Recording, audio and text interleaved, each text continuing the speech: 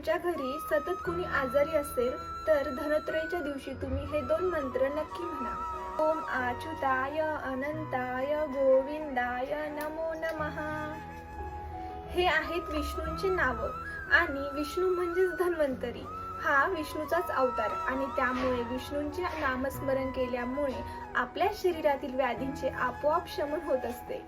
आणि त्याचबरोबर धनोत्रयच्या दिवशी समुद्र मंथनामधून धन्वंतरी अमृत कलश बाहेर घेऊन आलेले आणि त्यांच्या हातामध्ये शंख आहेत, जलोक आहेत आणि ते सर्व रोगनाशक असून ते सर्व देवांचे वैद्य आहेत.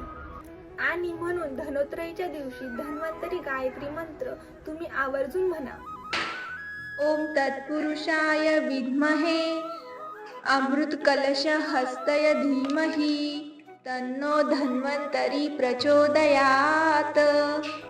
हा मंत्र तुम्ही आवर्जून म्हणा. का माहितीये? कारण आपले आरोग्य हेच खरे धन.